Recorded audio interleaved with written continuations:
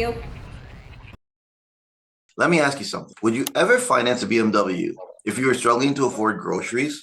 Most people would say no, but in our industry, that happens more than people think. And the scary part is, it doesn't feel like a bad decision at the time. It feels responsible. It feels like you're doing the right thing. Yeah, and that's interesting because if most people wouldn't do that with a car, why do you think they end up doing it with insurance? And that's the exact question. I think it comes down to how it's presented. People trust the process, they trust the advisor, and they assume the recommendation already fits them. Yeah, so they're not really even questioning the fit, they're accepting the direction. Exactly. And that's what we're getting into today. Welcome back to Keeping It Real. I'm Philip. And I'm Irene. Today's conversation is one that might challenge both clients and advisors, but in a way that can genuinely help people make better long term decisions. We're talking about really the difference between being sold insurance and actually having the right insurance for your life. Yeah, a lot of people think once they have a policy, they're good, they're covered, and they can move on. But having something in place doesn't automatically mean it fits your life or that it's going to last. Yeah, let me ask you this. When do you think people realize it's not the right fit? Usually at the beginning, it's when life changes, expenses go up, income shifts, or priorities evolve. That's when the pressure shows up. So the issue isn't the product itself, it's whether it can survive real life. Exactly. That's the difference between something that looks good on paper and something that actually works long term. Let's bring this into something everyone understands, the car industry. If we simplify it, term insurance is like leasing a car, lower cost, designed for a specific period, and built for flexibility. So then permanent insurance would be more like financing, right? Exactly. Longer commitment, higher cost. You're building something over time,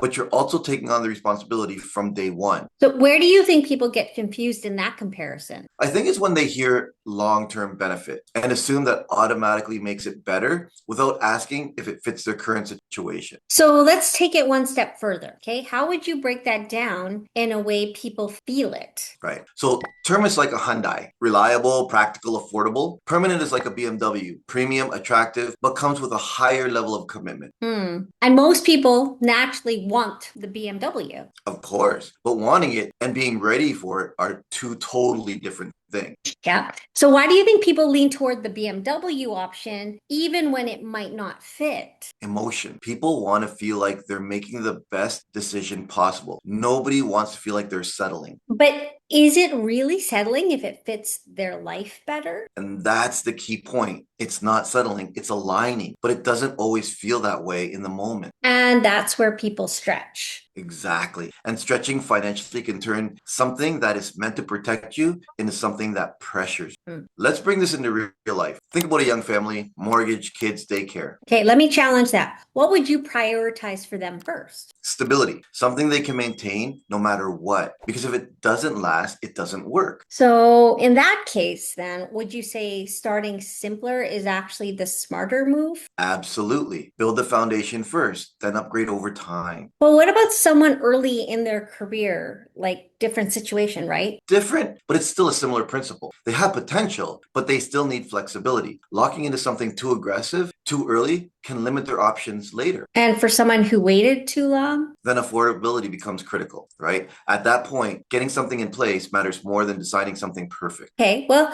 let's shift to the advisor side. Why do you think this happens so often? I think it comes down most of the time to how advisors are trained. If the starting point is product instead of client, the conversation naturally leans in that direction. Yeah. Do you think most advisors realize they're doing it? Not always. Many believe they're doing the best thing, but they're influenced by systems, compensation, and expectation. So, really, it's not necessarily intentional, it's maybe structural. Exactly. But the outcome for the client can still be the same. This is where the gray area lives because permanent insurance isn't wrong and term insurance isn't lesser. So, then, really, what's the real question that advisors should be asking themselves? Does this match where the client is today? And will it still make sense in a few years? Yeah, because if the answer is no, Then it's not the right fit, regardless of how good it looks. So walk me through how things typically go wrong. It's always gradual. The client agrees, everything feels fine, and then life starts to shift. Costs go up, priorities change, and the policy slowly becomes a pressure point. Yeah, and at that point, they're not thinking about long-term benefits anymore, No, they're thinking about relief. which then leads to cancellation. And that's where the real damage happens. So, what does doing it right actually look like? Okay, let me flip that. What's the first thing an advisors should change in their approach? Start with the person, not the product, right? Understand their lifestyle, not just their number. And then build from there. Exactly. Foundation first, then growth. So Hyundai first, BMW later.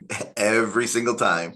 So what's one question every client should ask really before making a decision? Can I truly maintain this comfortably long term? Yeah, and then if the answer is no, Then it's the wrong starting point. mm. For advisors, this is about long term thinking. Yeah, so let me ask you this. How do advisors know they're doing it right? When their clients keep their policies, when they don't feel pressure, when the plan evolves instead of break. Because really, at the end of the day, If it doesn't stay in force, it didn't work. Start simple, build over time, focus on consistency. yeah, and really make sure every decision fits your life, not just the moment, but the reality that actually follows. And at the end of the day, it's not about driving the nicest car, it's about staying on the road. Yeah, because the best plan is the one that actually lasts. And the worst policy is the one that doesn't stay in force. We'll see you next time.